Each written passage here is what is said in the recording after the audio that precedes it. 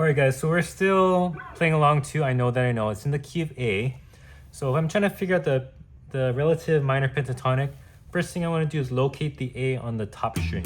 So it's E, F, G, E, F, F sharp, G, G sharp, A. A is right here on the 5th fret, right? Same position where your bar chord A is with the E shape, right? This is the A here. You notice the A is right here on that 5th fret, same fret as the bar.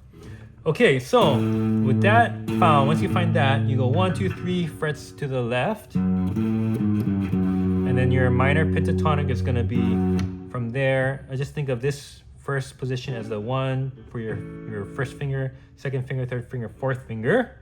So 1, 4, 1, 3, 1, 3, 1, 3, 1, 4, 1, 4. That's the minor pentatonic. So these are all going to be money notes within the key of A, and that's going to allow you, if you just want to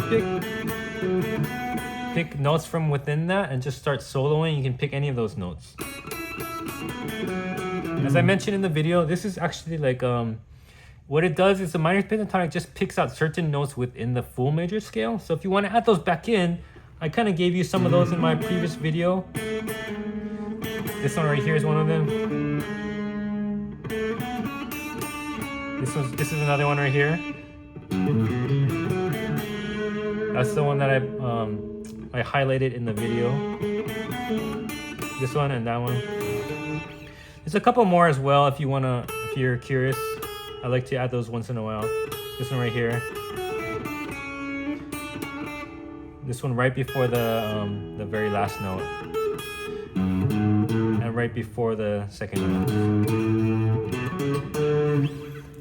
But you don't need those. That's just kind of extra if you want to add them sometimes. Okay, but with just the pentatonic scale, that's really all you need if you want to start early soloing.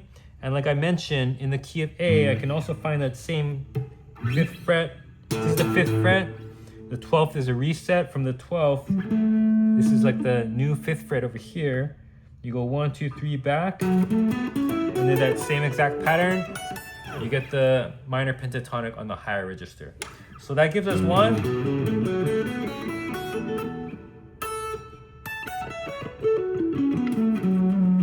2 places to play that same scale, and you can mix and match which ones you like. You can even jump back and forth. Now, you know, guys, I'm giving this to you. This is like what they usually teach when you're first learning how to solo, how to add in scales. But of course, this is just the starting point. Don't stop here. You can learn different shapes. You can learn different. What I saw recently is maybe it's good to actually know your full fretboard and where the notes are, which is something I'm personally gonna want to start working on myself. But just wanted to give you as a starting point, and I'll show you what it sounds like in context. So I'll play it 2 different ways. One, I'll kind of just pick different notes from those scales, the lower version and the higher version, throw in some bends. I especially like to bend this particular note. And this one.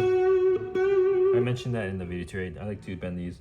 I think I said this one, but I don't really bend that one. I think this one over here. And then this one.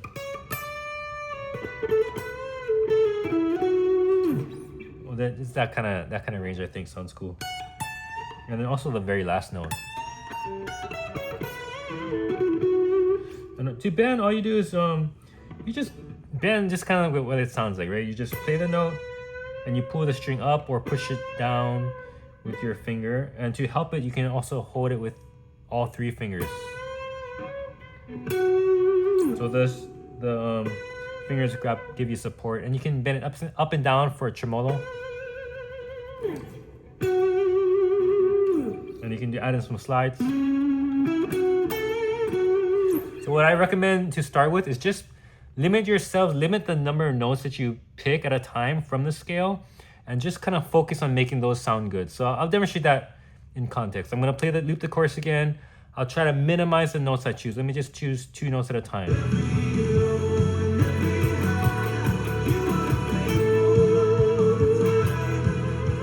Just 2 notes.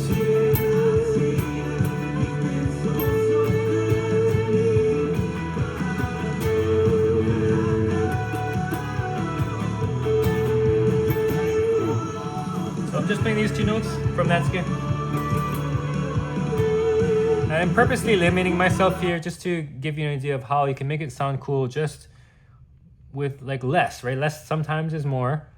And then, you know, once you're comfortable with that, then you can expand, or you can maybe choose to focus on for a while and then move on to the next one. Can come back.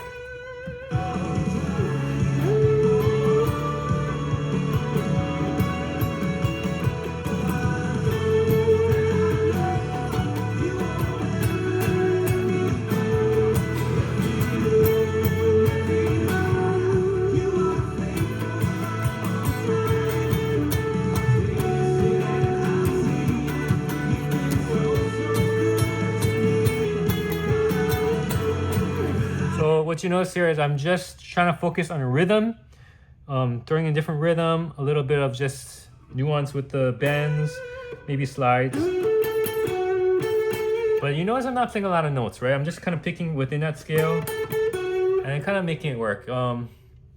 Let's give ourselves a little more options. Let's open it up a little bit with more of those notes from the scale.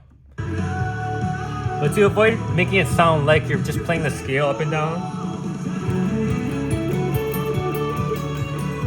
not that it sounds really bad, but to avoid it sounding like an exercise, you kind of want to skip around, stay put in one note at a time.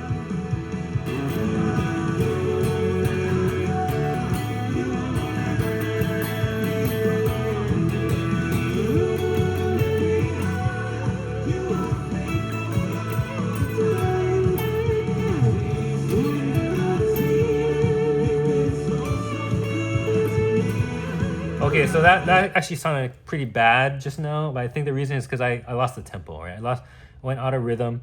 So more than notes is to just stay within the rhythm.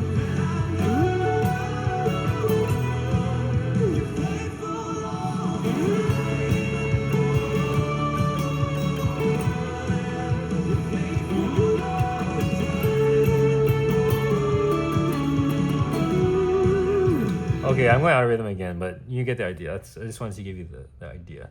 Now, the other thing I mentioned is what are called mood notes. To me, mood notes, if I kind of am repeating the same thing I've been repeating already, but you don't have to play a lot. You can actually just pick like one note and just strum it, or when I say strum it, if you mute the other strings and you strum as if you're strumming a chord, but you only play that one note, you can give that note a lot of personality. It almost sounds like you're playing a chord, even though I'm really just playing one note at a time.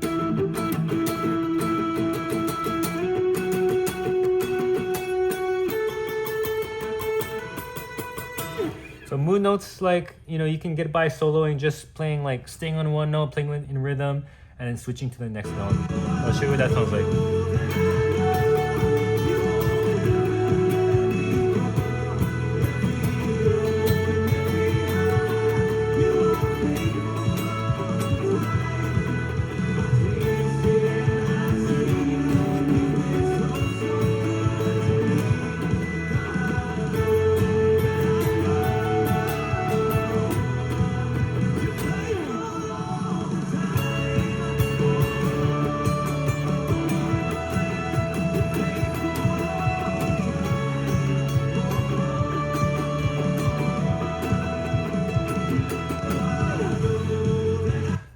So that's the general idea, and combine that with what you know about the chords already, arpeggiating, and mix and match, and you're on your way to sounding like a guitarist imitator. All right, guys.